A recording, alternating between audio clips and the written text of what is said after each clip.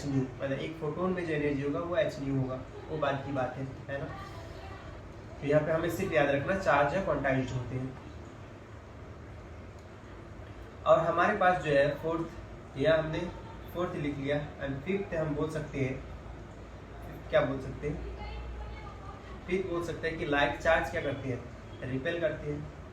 Like charge repel and unlike charge, unlike charges, ठीक है, charges attract, है ना। मतलब दो अगर पॉजिटिव चार्ज है या फिर दो नेगेटिव चार्ज है तो रिपेल करेंगे, लेकिन अगर एक पॉजिटिव और एक नेगेटिव है तो वो दूसरे को अट्रैक्ट करेंगे इन जनरल, है ना। और कुछ हमारे पास एडिशनल भी प्रॉपर्टीज है चार्जेस के, जैसे कोई अगर मूविंग चार्जेस है तो मूविंग चार्ज क्या करती है, ये मैग्नेटिक फील्ड प्रोड्यूस करते हैं। उसी तरीके से अगर एक्सेलरेटेड चार्ज है तो वो इलेक्ट्रोमैग्नेटिक रेडिएशन भी छोड़ते हैं। इलेक्ट्रोमैग्नेटिक रेडिएशन हम जैसे जानते हैं कि इलेक्ट्रिक फील्ड और मैग्नेटिक फील्ड जो है एक दूसरे के परपेंडिकुलर होता है और प्रोपेगेट होता है एक परपेंडिकुलर डायरेक्शन में, दोनों के परपेंडिकुलर डायरेक्शन में, है ना। तो यहाँ पे हम एडिशनल प्रॉपर्टीज में लिख लेते हैं, एडिशनल प्रॉपर्टीज ऑफ चार्ज, है ना। इसमें हमारा पहला जो है जैसे एक मूविंग है, मूविंग चार्ज है हमारे पास, तो ये क्या कर सकते हैं, मैग्नेटिक फील्ड प्रोड्यूस कर सकते हैं। और अगर हमारे पास एक्सेलरेटेड चार्ज है, एक्सेलरेटेड चार्ज है तो ये क्या प्रोड्यूस कर सकते हैं, electromagnetic radiation, electromagnetic radiation EMR, है ना। अब हम पढ़ने वाले हैं बेसिकली मेथड ऑफ चार्जिंग। तो जैसे हम जानते हैं कि चार्ज, जैसे बैटरी है, हमारे घर में जो बैटरी होती है इन्वर्टर वाली बैटरी, उसको भी हमको चार्ज करना पड़ता है ना। तो इलेक्ट्रिक करंट से हम इन्वर्टर के थ्रू चार्ज करते हैं बैटरी को, है ना। तो यहाँ पे हम डिफरेंट मेथड है, यहाँ पे जो हम यूज़ करते हैं वो कंडक्शन वाले यूज़ करते हैं, लेकिन और भी मेथड है हमारे पास। जैसे पहला अगर हम लिखें मेथड्स ऑफ चार्जिंग, ठीक है, तो इसमें हमारे पास पहला जो मेथड है वो फ्रिक्शन है ना। फ्रिक्शन के थ्रू कैसे हम करते हैं, बेसिकली क्या होता है, हम दो बॉडी को रब करते हैं, एक दूसरे के साथ रब करते हैं और एक का इलेक्ट्रॉन दूसरे पे जाता है, और क्या होता है, एक जिससे इलेक्ट्रॉन गया जहाँ से वो तो बन जाएगा पॉजिटिव चार्ज वाला, एंड जिस पे इलेक्ट्रॉन आया वो बन जाएगा वो नेगेटिव चार्ज वाला, है ना, नेगेटिव चार्ज। तो यहाँ पे बेसिकली क्या होता है, इस पे हीट जनरेट होता है, रगड़ने से हीट जनरेट होता है, और ये जो हीट होती है यही एनर्जी यूज होता है एक्साइटेशन को इलेक्ट्रॉन, मतलब इलेक्ट्रॉन को हम क्या करते हैं, आयोनाइज कर देते हैं, है ना।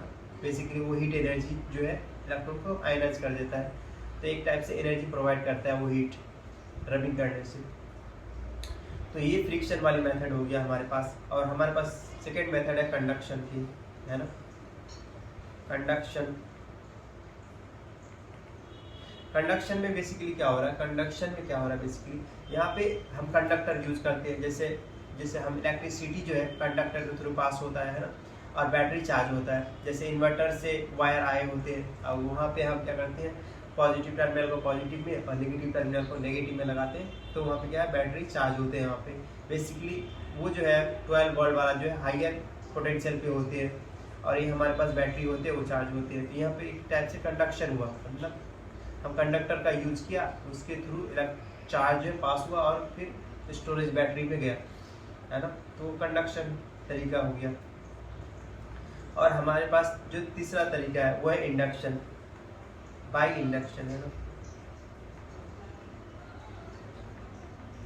इंडक्शन, इस मेथड में क्या होता है कि हम जैसे कोई न्यूट्रल बॉडी है, अनचार्ज बॉडी है। ये न्यूट्रल बॉडी मीन्स जहाँ पे इलेक्ट्रॉन और प्रोटॉन जितना है बराबर है, तो न्यूट्रल बॉडी, या फिर अनचार्ज बॉडी है हमारे पास, इसी को बोलते हैं।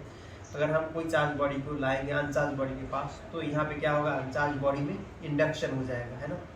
सेम जैसे ये पॉजिटिव चार्ज है तो इसमें इंडक्शन करेगा नेगेटिव चार्ज, अगर ये नेगेटिव होता तो इसमें पॉजिटिव चार्ज इंडक्ट करता है ना। ये बेसिकली इलेक्ट्रिक फील्ड के कारण होता है। ये इलेक्ट्रिक फील्ड, ये जो चार्ज वाला है वो इलेक्ट्रिक फील्ड प्रोड्यूस करता है, और इलेक्ट्रिक फील्ड के कारण ये इंडक्शन होता है ना। तो यहाँ पे हमारा इंडक्शन मेथड भी ऐसे काम करता है। अब हम पढ़ने वाले हैं Coulomb's law. Basically Coulomb's law जो होता है, ये कूलम्स ने दिया, इसने बोला कि अगर 2 पॉइंट चार्जेस को हमने किसी डिस्टेंस पे रख देते हैं ना, तो जो फोर्स आती है तो उस मैग्नीट्यूड में क्या आने वाली है, कितना मैग्नीट्यूड होने वाली है, उसे बताता है ये कूलम्स लॉ, है ना। तो ये क्या बोलता है कि कूलम्स लॉ, जैसे हम OUL कूलम्स लॉ, पहला बोलता है ये first statement, the force of repulsion या फिर अट्रैक्शन, मीन्स अगर दो ऑपोजिट नेचर के होंगे तो अट्रैक्शन होंगे, the force of repulsion and attraction between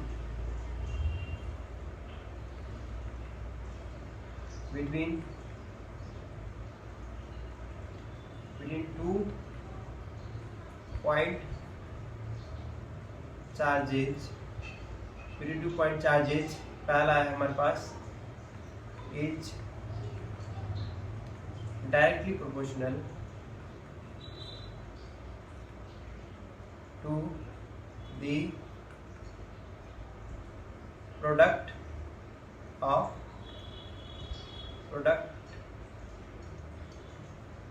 of charges, है ना।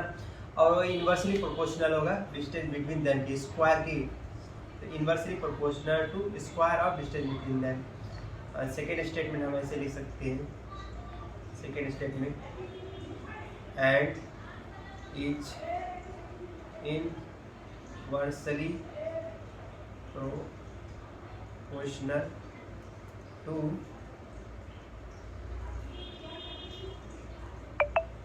The distance between them।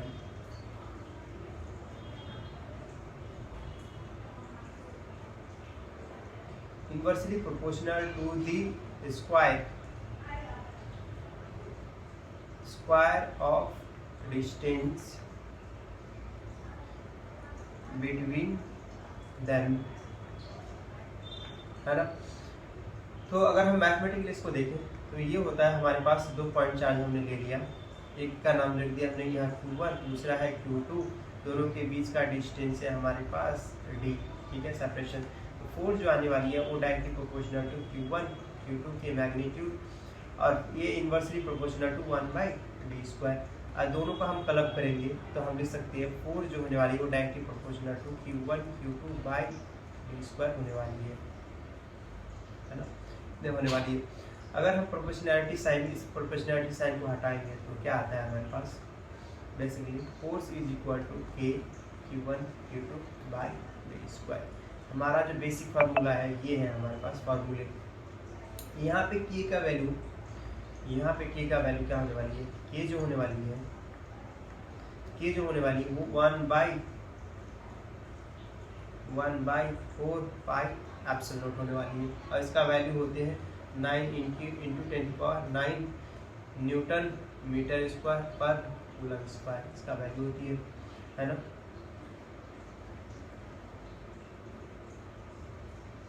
ठीक है, और यहाँ पे हमारे पास जो एप्सिलॉन नॉट है, एप्सिलॉन नॉट क्या होता है बेसिकली, यहाँ पे एप्सिलॉन नॉट इसको बोलते हैं हम इलेक्ट्रिक परमिटिविटी ऑफ वैक्यूम, है ना, इसको बोलते हैं क्या,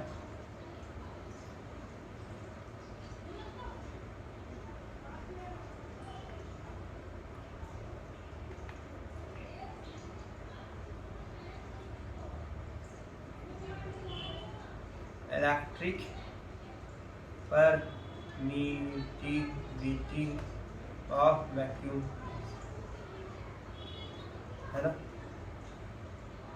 अब हमारे पास कूलम्स फोर्स जो है ये क्या किस पे डिपेंड करता है और किस पे नहीं डिपेंड करता है ना, तो देखने वाले हैं। तो पहला जो है कूलम्स फोर्स जो है ये independent of the third charges, means अगर कोई चार्ज अगर दो चार्जेस के बीच में या फिर कहीं भी साइड में आ रहा तो जो फोर्स ऑफ अट्रैक्शन या रिपल्सन होने वाली है दोनों पॉइंट चार्ज के बीच में, वो डिपेंड नहीं करेगा किसी थर्ड चार्ज के आने से, है ना।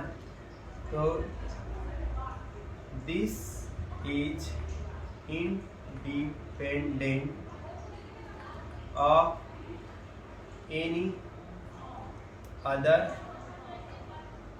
चार्जेज, ठीक है ना। कोई भी अदर चार्जेज अगर आया तो वो डिपेंड नहीं करेगा इस पर, ठीक। और हम कह सकते हैं और क्या हो सकता है, क्या ये मीडियम डिपेंडेंट है, जैसे ग्रेविटेशनल जो फोर्स होती है वो मीडियम इंडिपेंडेंट होते हैं, बीच में कोई भी मीडियम हो जाए तो वहाँ पे जो अट्रैक्शन या फोर्स होने वाली है ग्रेविटेशन, वो कभी कम या ज़्यादा नहीं होने वाली है ना। तो यहाँ पे लेकिन मीडियम डिपेंडेंट है।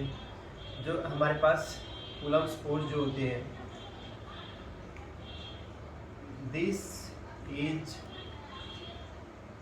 इज डिपेंड ऑन मीडियम, क्योंकि हम जो यहाँ पे लिए हैं ये जो है परमिटिविटी, ये वैक्यूम का है। अगर हम कोई मीडियम वाटर रख दें तो वहाँ पे फोर्स क्या हो जाएगा, कम हो जाएगा, क्योंकि मीडियम डिपेंडेंट है ना,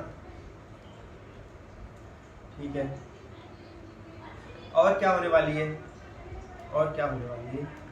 और हम देख रहे हैं इंडिपेंडेंट ऑफ मीडियम है, independent of any other charges है, ठीक है। ये सिर्फ डिपेंड करेगा magnitude of charge and the distance between that पे डिपेंड करेगा, है ना।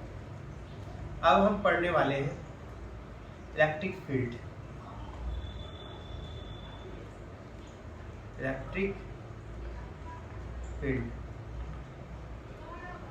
जैसे हम जानते हैं कि ग्रेविटेशनल फील्ड होता है। ग्रेविटेशनल फील्ड क्या होता है, कोई मास बेसिकली एक रीजन में फील्ड प्रोड्यूस करता है, बेसिकली उसका कुछ इफेक्ट होता है ना, तो उसी को बोलते हैं हम, यहाँ पे इलेक्ट्रिक फील्ड बोलेंगे, वहाँ पे ग्रेविटेशनल फील्ड बोलते हैं।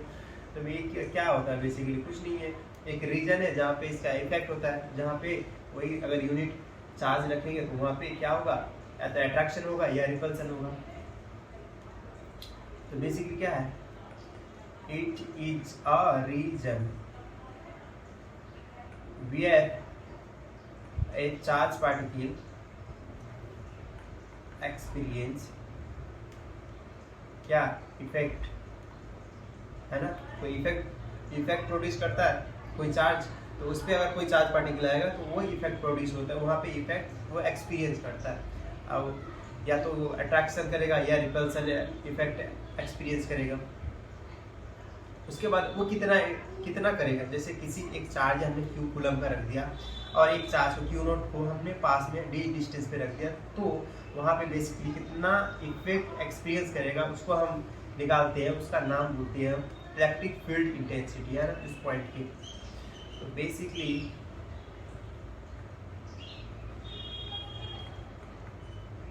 इलेक्ट्रिक फील्ड इंटेंसिटी, है ना, इसको हम ई से डिनोट करते हैं।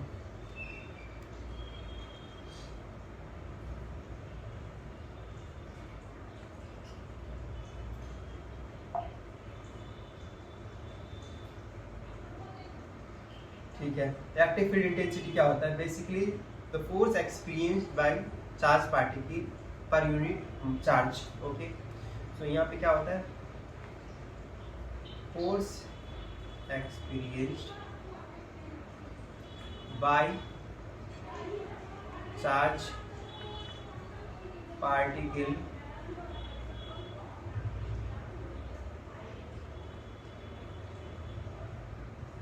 by unit charge, है ना। कोई यूनिट चार्ज के द्वारा जितना एक्सपीरियंस किया गया फोर्स, उसे बोलते हैं इलेक्ट्रिक फील्ड इंटेंसिटी। जैसे अगर कोई हम चार्ज यहाँ पे रखते हैं, यहाँ पे हम चार्ज रख दिया और यहाँ पे हम एक क्यू नोट चार्ज को लाए, इसका बीच का डिस्टेंस जो है हमारे पास वो डी डिस्टेंस है, ठीक है ना। ये डी डिस्टेंस है, तो फोर्स बिटवीन दैट कितना लगने वाली है, फोर्स अगर हम निकालना चाहें कितना होगा, फोर्स जो होने वाली है वो क्या होगा, के Q note by D square. उसी तरीके से अगर हमें फील्ड निकालना है ना, फील्ड निकालना है तो क्या बोलेंगे, E is equal to F by Q note, इसी को बोलते हैं हम फील्ड, इलेक्ट्रिक फील्ड इंटेंसिटी, है ना। तो एफ क्या हो जाएगा, एफ की जगह हम बैठा देते हैं के Q note by D square और यहाँ पे क्यू नोट से मल्टीप्लाई, ये बेसिकली होने वाली है हमारे पास के क्यू बाई डी स्क्वायर, इतना हमारे पास इलेक्ट्रिक फील्ड इंटेंसिटी आने वाली है ना। अब इसके बाद हम इलेक्ट्रिक फ्लक्स पढ़ सकते हैं। उसके बाद एक्टिव फ्लूइड लाइन पढ़ेंगे, ठीक है, और उसके बाद एक्टिव पोटेंशियल पढ़ सकते हैं। तो इस वीडियो में इस डेमो के लिए सिर्फ इतना ही। Hope this demo will be consider. Thank you so much, bye bye.